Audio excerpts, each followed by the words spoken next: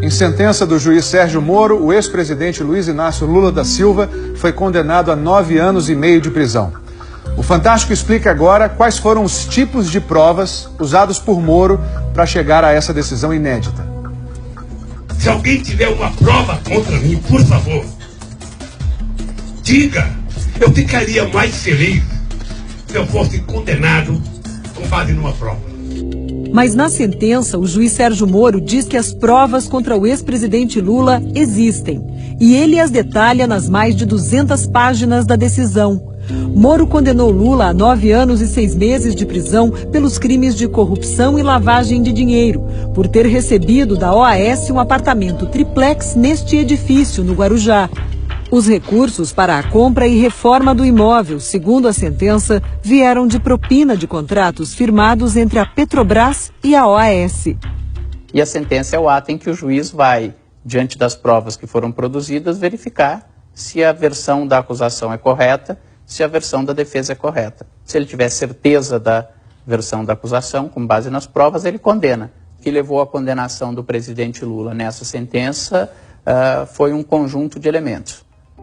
O juiz Sérgio Moro usou 3 tipos de provas: documentais, testemunhais e periciais. Uma sentença que tem várias provas, pouco importando a natureza dessas provas, documentais, periciais, testemunhais, ela é uma sentença mais forte do que uma sentença que tenha uma única prova.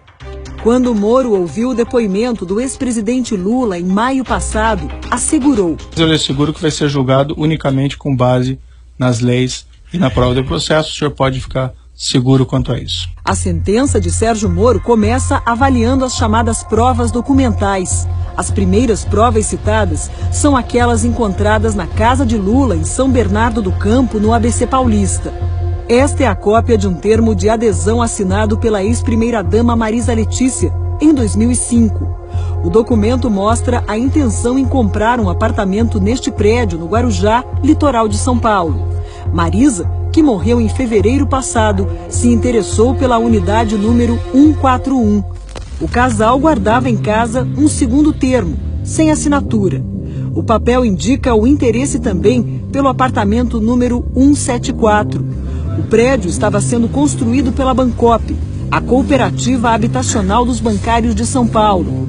E na sede da Bancop foi encontrada mais uma prova que está na sentença: uma ficha de inscrição para adquirir uma cota no prédio do Guarujá, com data de 2005, em nome da ex-primeira-dama Marisa. Existe uma rasura no campo onde aparece o número do apartamento em que Marisa e Lula estavam interessados. A Polícia Federal periciou o documento. Os peritos concluíram que a proposta originalmente foi preenchida com o número 174. 174 é a unidade que corresponde ao triplex, com 215 metros quadrados de frente para o mar nos últimos andares do edifício. O número foi rasurado para 141, um imóvel menor, de 85 metros quadrados nos fundos do prédio. Com base nas provas, Moro conclui na sentença: havia intenção oculta de aquisição do apartamento 174, ou seja, o triplex. Na decisão, o juiz Sérgio Moro afirma que as investigações mostraram que Lula e Marisa pagaram 50 das 70 prestações do apartamento mais simples, o 141, e que o casal parou de fazer os depósitos em 2009. Na mesma época, a cooperativa Bancop, que estava com dificuldades financeiras, entregou o prédio para a OAS.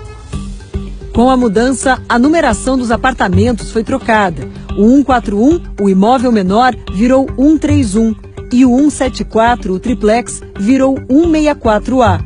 Nessa mesma época, os cooperados com cota no prédio tiveram que tomar uma decisão. Ou ficariam com os apartamentos e pagariam o restante do que deviam à OAS, ou desistiriam dos imóveis e ganhariam o dinheiro de volta. Na decisão, Sérgio Moro diz que há prova documental de que Lula e Marisa não realizaram nenhuma opção, nem foram cobrados a fazê-la. E que, interrogado, Lula não deu explicações sobre esses fatos. Ele soma tudo isso com o fato de que ele diz que houve uma reforma personalíssima, uma reforma que mesmo funcionários da OAS disseram que é uma reforma absolutamente atípica para os padrões da construtora. O juiz Sérgio Moro enumera notas fiscais da reforma, todas emitidas para a OAS, para comprovar que a empresa pagou pelas obras. Moro conclui: os custos atingiram mais de R$1 milhão e incluíram a instalação de elevador privativo, cozinhas, armários, ampliação do deck da piscina e até eletrodomésticos. O juiz também usou como provas depoimentos de réus e testemunhas. Entre acusação e defesa, mais de 70 pessoas foram ouvidas por Moro neste processo. A engenheira da OAS, Marilza Marques, afirmou que esteve com dona Marisa Letícia no apartamento e que a ex-primeira-dama era tratada como dona do triplex. A senhora pode responder essa questão?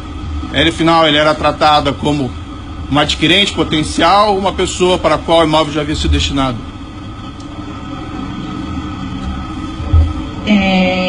Tratado como se o imóvel já tivesse sido destinado.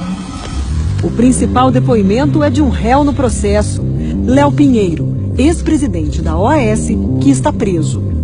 No interrogatório a Moro, Léo Pinheiro disse que o triplex sempre esteve reservado a Lula. Isso virou uma prova testemunhal. Nunca foi colocada a venda pelo OAS.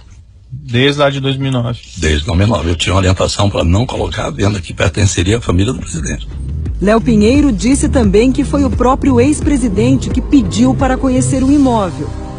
E ele disse: olha, eu gostaria de ir com minha esposa visitar o apartamento. Você pode designar alguém e tal? Eu disse: não, absolutamente, presidente, eu vou pessoalmente. Esta foto de 2014, revelada pelo Jornal Nacional, mostra Lula e Léo Pinheiro no triplex. Depois dessa visita, começou a reforma, que incluiu a instalação de um elevador e a construção de um deck com piscina. Outros dois ex-executivos da OAS, Paulo Gordilho e Roberto Ferreira, afirmaram ao juiz Moro que acompanharam a ex-primeira-dama e um dos filhos, Fábio, numa outra visita ao apartamento. Pediram para botar uma cobertura na churrasqueira, transformar a sauna que eles não usavam em depósito, pedindo para aumentar o deck, pedindo para botar um filme refletivo no vidro que circundava a piscina lá em cima. Uma mensagem trocada entre Gordilho e Léo Pinheiro, obtida depois da apreensão do celular do ex-presidente da OAS, é outra prova documental citada na sentença. Nela, os ex-executivos discutem a reforma do sítio de Atibaia, mas também tratam do triplex, porque as cozinhas dos dois imóveis, pagas pela empreiteira, foram encomendadas à mesma empresa. O projeto da cozinha do chefe está pronto. Se marcar com a madame, pode ser a hora que quiser. Amanhã, às 19 horas, vou confirmar. Seria bom também ver se o de Guarujá está pronto. Guarujá também está pronto. No depoimento, Léo Pinheiro foi questionado sobre a mensagem. Quem que é a madame aqui que foi referido? A ex-primeira-dama. Para Moro, não há dúvida. As provas confirmam a tese da acusação de que o apartamento 164A triplex foi atribuído ao ex-presidente e à sua esposa desde o início da contratação e que as reformas no imóvel foram feitas para atendê-los especificamente. A defesa de Lula contestou pontos da sentença. Criticou a validade do depoimento de Léo Pinheiro, que colaborou com a justiça e tenta fechar um acordo de delação premiada.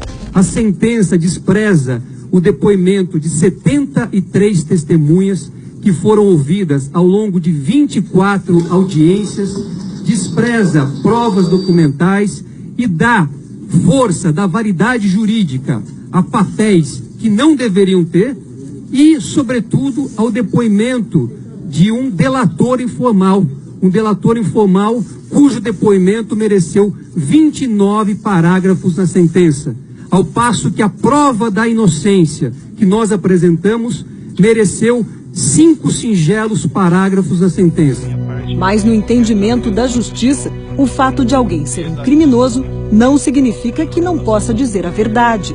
E o juiz Sérgio Moro entendeu que, nesse caso, o depoimento do criminoso, confesso, narrava fatos verdadeiros, porque vinha apoiado também em outras provas que indicavam a mesma coisa. Isto é, que de fato a propriedade do apartamento era do presidente Lula. Os advogados de Lula questionam outro ponto da sentença. A defesa argumenta que provou durante o processo que o apartamento não pertence ao ex-presidente, porque a OAS ofereceu o imóvel como garantia numa operação no mercado financeiro e que a empresa não poderia fazer isso se não fosse ela própria, dona do apartamento. Aquele apartamento triplex jamais poderia ter sido dado ao ex-presidente Lula em 2009, porque ele estava comprometido como garantia a um contrato feito com a Caixa Econômica Federal e outras entidades, dando não só a hipoteca deste imóvel, mas dando 100% dos direitos econômicos e financeiros do imóvel a um fundo ligado à Caixa. Esta prova foi simplesmente tratada de forma superficial e claramente sem nenhum interesse pelo juízo.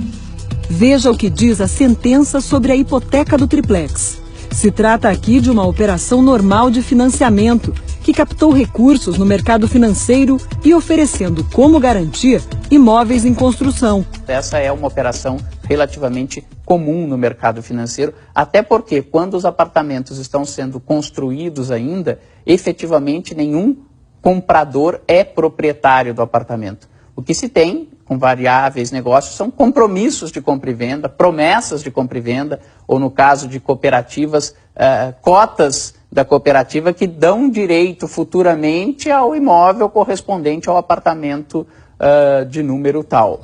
A sentença diz também: não foi oferecido como garantia apenas o triplex, mas todos os imóveis do referido empreendimento. As provas mostram que outros apartamentos do mesmo prédio também estavam hipotecados e, mesmo assim, foram negociados.